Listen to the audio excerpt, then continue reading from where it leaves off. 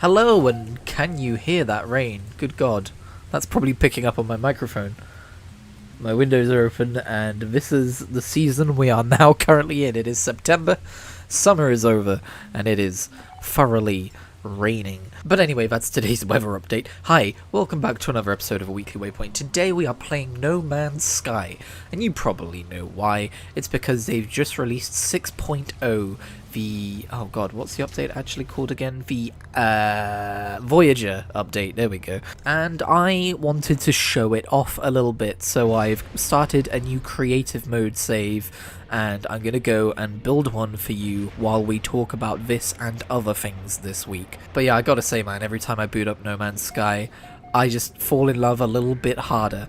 It's honestly one of my favourite games of all time at this point. I love it so much, and it just keeps getting better and better. For those of you who are not aware, and I will be showing you this over the course of this video, but this update added walkable ships, also known as corvettes, and by that I mean, you know, the kinds of ships in Starfield that you can kind of get up out of your seat and walk around in, and they have corridors and stuff like that, and you can build them yourself.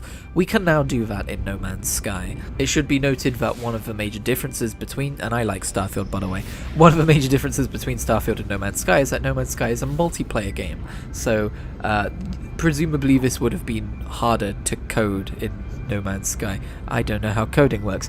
It's completely different engines and languages and all that stuff, I'm sure. Maybe they're not comparable, but what I do know is that this is also a feature that Elite Dangerous? It's either Elite Dangerous or Star Citizen, one of the two has been promising for a while, and then No Man's Sky just came out and did it.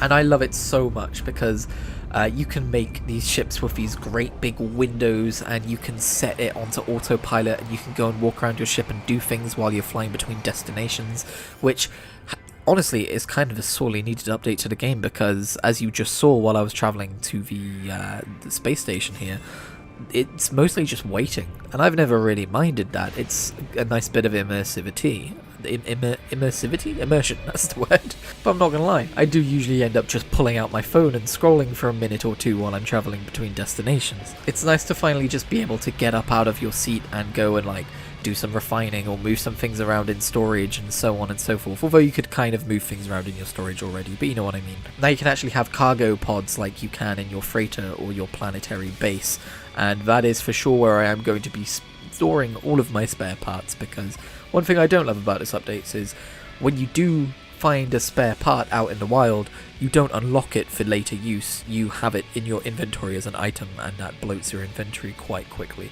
But again, luckily we've got more space to store things by way of the corvettes themselves. So yeah, I'm going to get underway in the footage here and start building a ship. It's not going to be anything too fancy. In fact, it's kind of got some design flaws to it by the end of it. But just a reminder, I am in creative mode, and I do not have to acquire these parts. I can just spawn them infinitely. I don't need to buy them or anything like that. Also, you can find parts by digging up salvage underground. And actually, that is something that is worth noting if you do want to play on creative mode, but you're worried there's not really that much gameplay unlock potential here. You do still have to go and find parts. You start with this basic you know, swathe of parts here, but I'm pretty sure there are still different parts you can go and find out in the wild. That is an interesting thing about No Man's Sky creative mode, is that yes, it's a creative mode, you have a lot of liberties, but there's still a gameplay element to it. Like for instance, I don't have access to the anomaly on this save file because I haven't unlocked it yet through the story. So by the end of this video, if I do ramble on long enough to get to the end of my footage, I do actually go to the anomaly on my main save file just to show you another aspect of this update which I love, which is just walking around the anomaly. Oh boy, that came out weird. Just walking around the anomaly and exploring what other players have made. It's great fun. It's led to some quite wholesome interactions between strangers from my experience, and that's just great. But yeah, as far as this ship goes, don't expect anything too crazy or too awesome. If you go to like the No Man's Sky subreddit, you'll see some incredible designs people have been making, usually recreations of ships from other parts of sci-fi, like a Star Destroyer from Star Wars, or I just saw one of those Warhammer 40k ships with like the floating kind of cities on top, I guess. I would love to make a TARDIS myself, but of course a TARDIS has to be bigger on the inside, and that's not really possible in this game. But you know, I suppose I could make a big giant TARDIS that isn't bigger on the inside, that's just the size that it is. But yeah, I would definitely like them to continue iterating on this particular system with improvements and upgrades. I personally don't love the way windows work. If you put two of them close together, they don't kind of like meld together. They just kind of overlap awkwardly in a way where you can clearly see they're clipping through each other. And also one of the designs of windows, like the wedge design of window, it kind of doesn't connect properly to the ship's interior, and you end up with holes in your ship. So I think there's still some work here that could be done for sure. But one of the main selling features of these Corvettes is multiplayer. Like, hey, come hop in my ship and we'll go and do missions together, and you can take your friends with you around the universe. Like when you go into Lightspeed and stuff like that, they don't have to follow you themselves. You're all part of one ship, working towards one objective, and I'm greatly looking forward to being able to do that with my friends when they decide to play this game again. I think maybe when the expedition starts they might, so yes, that will be fun. But yeah, a really cool thing I love about Corvettes is, you know, the ability to walk around while in flight. It really adds a tangible sense of space to space between planets. I love that you can open the hatch and kind of spacewalk around your ship out in space if you want to. You can beam down to planets and beam back up as if this is Star Trek. Funnily enough, I've not seen anyone recreate any Star Trek ships, but I'm sure people must be doing that, right? I love flying around planets, just setting the ship to auto fly and then just getting up and like looking out the window as I'm cruising along at high altitude. It's just so cool. I think my favorite thing about No Man's Sky is that feeling of immersion you get exploring space and knowing I've got my ship over here with its inventory, and I've got my inventory, and I've got my freighter up there, and I can do this over here, and you've got this kind of sense of like this journey you've been on and these things that you've accrued and worked on and projects that have come to fruition, right? You've got your base over there, and then you've got another base in another system you can teleport to, and this is just a natural evolution of that feeling. I now have my ship with all of my stuff on it, with a, with its refiner unit over here and the mission table over here, and I know my way around it because I built it with my own damn hands. It's the kind of thing that I'm gushing about, and you can probably hear me talking about it and go, oh yeah, that sounds really cool, but you've really got to experience it for yourself to get the full scope of why it's so cool. Oh, also, it's a little bit late to mention this, I suppose, but they were doing a Twitch drop campaign, which I honestly think was a little much. They had 5 individual 24-hour windows of drops, including, things like decals and, emotes and stuff like that, all the way up to every day had its own ship if you watched 3 hours or more. And honestly, because it was 24-hour windows, that felt like a little much. Maybe this is just a perspective of someone who doesn't really care for Twitch or watching live streams in general. But even with the bare minimum of just throwing on a stream and muting the tab and collecting the rewards after 3 hours, I still didn't manage to get everything. I have some very noisy opinions about how dumb Twitch drops are as a concept, but clearly they work because people keep doing them. I guess most people, or I guess some people, don't do what I do, which is just mute the tab, so maybe it does bring in new viewers, and I shouldn't be so grouchy about it, but I don't know, man. I just think it's real dumb. Can't help but feel we're farming metrics for the sake of metrics, and overlooking the fact that 90% of your viewers at that point are not really viewing. Gotta farm those ad watches somehow though, right? Anyway, that's enough of that. That's the No Man's Sky update. I recommend giving it a whirl. As someone who's been playing a game since 2017, I just continue to fall in love with it with every update. In other news this week, I have started playing another video game. Shocker. And I want to preface this by saying, I am realizing that a theme of me playing games this year is me checking out games which are like AAA in scope, and I know this is also on the back of me saying I'm kind of done with AAA.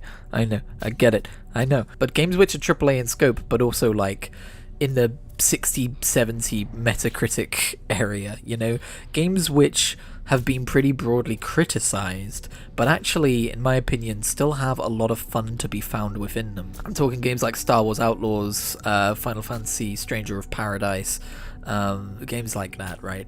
And I've discovered another one, everyone, because I picked up that Warner Brother Games Humble Bundle for like 10 quid, which comes with all of their really good old games and all of their newer games, and within that bundle includes Gotham Knights. That's right, surprise, this is actually a continuation of my Batman hyperfixation from last week. If you're not aware of the premise of Gotham Knights, I think it's got a really solid premise. Batman is dead. Batman lost the fight and died, and now it's up to Nightwing, Batgirl, Red Hood and Robin to try and keep Gotham safe. This game, despite appearances, was not made by Rocksteady and is not a continuation of the Arkham series. It is its own video game, which means it has been heavily criticized for everything that it is not. It does not have Arkham's combat, it does not have Arkham's universe, and therefore a lot of the negativity which is thrown at the game is just thrown at it for being something it was never setting out to be in the first place. Which means it is prime material for a game to check out that might actually be really good. Spoilers, it's not really good, but it is pretty good. My main criticisms with it so far have just been that getting around the city feels a bit like a chore. It feels, you know, movement in general feels quite clunky, feels quite janky. Like you've got the not Batmobile, but the Bat Bike, whatever that's called, the Bat Cycle, and driving around Gotham on that feels pretty slow, and the handling doesn't feel very dynamic or anything like that. And other than that, you're just running around on foot and grappling around the place. The grappling doesn't have any physics, you just point, click and zip towards a location, and it's fine, but it's also not very inspired. The combat is also quite slow, but the more you play it, the more you do come to like it, in my opinion. You know, it's pretty standard fisticuffs, punch, dodge, evade, grapple, that kind of stuff. I'm sure Arkham has a better combat system, it's famous for it. In fact, one of the reasons I'm probably enjoying Gotham Knights so much is because I haven't played the Arkham games, or at least I haven't managed to get into them. I've taken a stab at Arkham Asylum at least twice, maybe 3 times, and for some reason it just doesn't do it for me. I know that's sacrilege, especially when I'm saying that Gotham Knights is doing it for me. Don't worry, I own all of the Game of the Year editions of all of them thanks to this bundle. I will be trying again. But to get back to Gotham Knights, I think it's just, maybe it's just because of how big of a Batman fan I am, but having a game where you get to play as Nightwing and as Batgirl, and I haven't really played as Red Hood or Robin yet, but those 2 characters specifically I love, and it's so cool to have a game where you actually play as them as like the main protagonists. It is worth noting too, you can play this game in co-op mode, and a lot of positive reviews basically say this game is much more fun in co-op mode, with you playing as, I don't know, like Nightwing and your friend as Batgirl or something. I'm having plenty of fun by myself, but I can see how that could be the case. Gameplay wise, don't expect anything to rival like Insomniac's Spider-Man games or anything like that. It's very much like a C-tier game, but C-tier games can still be a pretty good time, especially if the source material is something that you are interested in. So far, I'm quite enjoying the story. I really like the idea of seeing what would happen if Bruce Wayne died, and like seeing a Gotham without him, and how the Bat family would have to adapt without him. And again, it's not the best storytelling in the world. I'm not like moved to tears or anything, but I'm having a really good time with it. For 10 quid, unfortunately I think the bundle's over now, but for 10 quid, solid purchase. I would look out for a sale on Gotham Knights if you are a Batman fan, because you will probably get something out of it. So to revise, I guess when I say I think I'm done with AAA, or AAA has lost its allure for me and I want to focus more on indie games, maybe what I mean is like the super successful games as live service, super microtransaction heavy AAA titles. And speaking of my Batman hyperfixation before we move on, I have now finally started a project I've been meaning to do for a decade. Since I am the owner of a big bundle of graphic novels called The Legend of Batman by Eagle Moss, I've always wanted to kind of read through every single one in chronological order and review them, and I am now doing that over on the second channel, Kritigri Talks Stories. I'm calling it the Bat Catalogue because I misspoke when I went to say back catalogue and realised it was gold. I've just reviewed 0 Year and I will be going on to review Batman Year 1, so head on over there, link in the description if you would like to see my thoughts on those stories. Now, over in the MMO Corner, things are starting to shake up just a little bit. For the last few months I've been juggling World of Warcraft and Guild Wars 2, but as I come to the end of Living World Season 4 in Guild Wars 2, I am considering taking a little break from the game for now. I wouldn't say I'm burnt out on the game or anything, I still enjoy my time in it, but more and more when I think about what I want to launch, that's coming up less frequently, and that's usually a sign that I am starting to drift away from the game. So I think I would like to finish Living World Season 4, which I'm having a great time with, and maybe move on to something else. I don't think I'll uninstall it, honestly. I might just boot it up and play around on an alternate character or do some map completion if I'm feeling it. But in terms of like going through the main story, I think yeah, and playing it as like one of my main games, I think I'd like to give it a bit of a rest. Not least because I have a lot of Guild Wars 2 videos to edit from the footage that I've taken.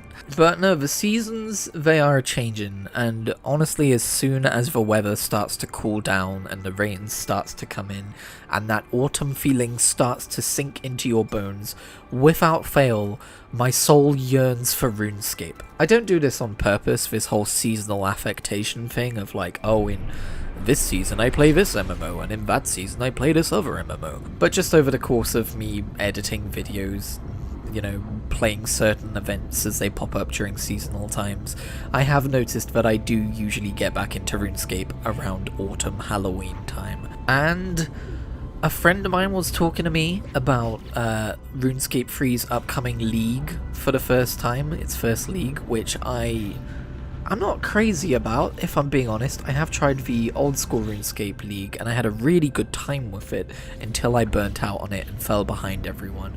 But the RuneScape 3 League, to me, kind of looks like it's just aping it and doing broadly the same thing. And cosmetic rewards you get for participating in it look really, really, really boring. So I don't know. I mean, I'll probably check it out when it comes out, but I don't know how much of my personal time I'm going to dedicate to that. But my friend Noms very kindly gifted me a bond so I could have 2 weeks of membership, and I honestly kind of just went directly to old school RuneScape and spent last night just training agility. That's just all I wanted to do. I just wanted to click on rooftops. So I'm in a bit of an old school RuneScape mode at the minute. I blame Jimmy's current RuneScape series where he's introducing his friends to old school RuneScape. Also, this bed bugged the hell out. But yeah, I'll check out Leagues when it comes out. I will probably abandon it for WoW Legion Remix. But yeah, this is kind of another reason why I want to take a break from Guild Wars 2. Not only do I kind of feel like it's time, but also at the same time, I can't be playing 3 MMOs side by side, man. 2 is already like not touching grass to the extreme. And there's a lot of stuff coming out in both RuneScape and World of Warcraft in this upcoming season. In Guild Wars 2 as well, but that's more for people who are up to date with the story. Actually, that reminds me, I checked in with Elder Scrolls Online a little bit this week. I didn't install it and play it or anything like that, but we can talk about that. Because I don't quit games permanently unless they're Destiny 2 because they deleted the content that I bought. But Elder Scrolls Online is one of the rare games that has fallen out of my kind of yearly rotation. And I think honestly that's because Guild Wars 2 kind of took its place. But I noticed, thanks to a Steam news post, that Rich Lambert, game director for the Elder Scrolls Online, is changing his role. In other words, he's getting promoted to have a bigger, more oversight role or whatever at ZeniMax Online Studios. And someone else by the name of Nick or whatever, I don't remember his last name, I don't know why I said it like that, will be stepping up to the role of game director. And that's always a bit of an eyebrow raiser for someone who's been following an MMO for a few years, especially when you've been playing it since nearly the beginning and it's had the same game director since nearly the beginning. And I know some people had their issues with Rich Lambert.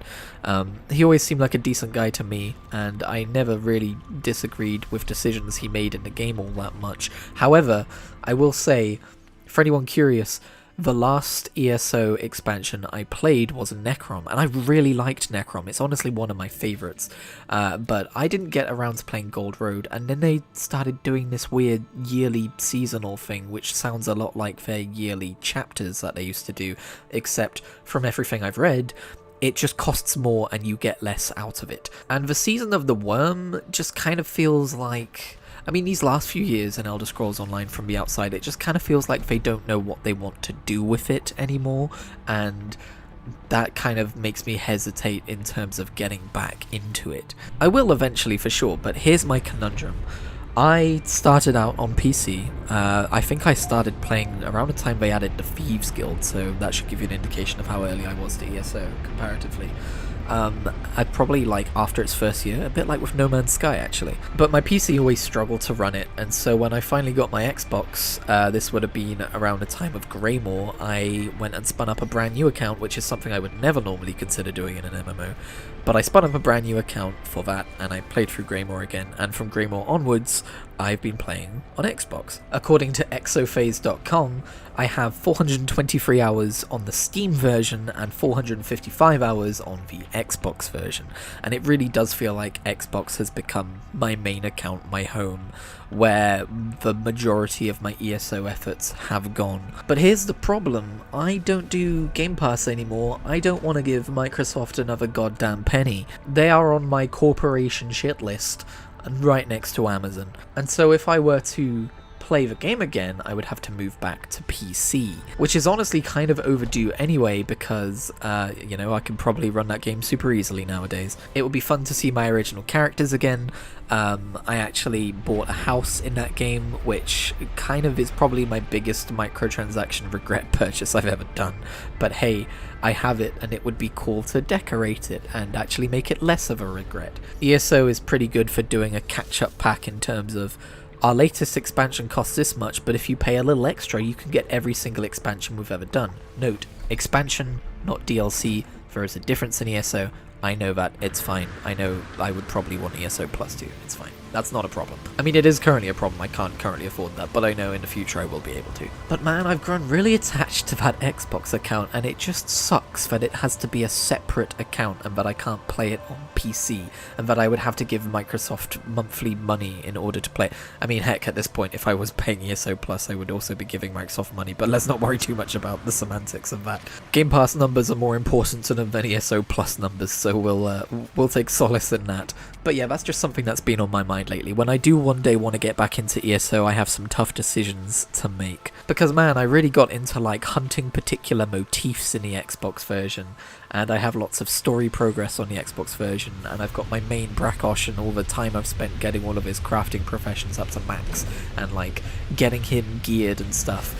And sure, I would still find fun in doing all of that again on Steam, and building that profile back up to something that I could enjoy, but it's definitely something that stops me from wanting to get back into it. But yeah, as I mentioned, I think Guild Wars 2 has already fulfilled the same role that ESO had for me, and while there are some things about ESO specifically that I do miss, like how I love the Elder Scrolls universe and the way they focus on story and all that stuff, I don't miss it after spending a decent amount of time away from it like I used to. And again, I think it's because Guild Wars 2 has just kind of supplemented the need I have for that kind of gameplay, that kind of horizontal MMO design. Anyway, I'm rambling, so I think I'm gonna call it there. Thank you for checking out today's episode of The Weekly Waypoint. If you liked it, go ahead and give it a like. It really does help support the channel just a little bit, and I appreciate it. Other than that, subscribe if you want to see more, and I will catch you in whatever I make next.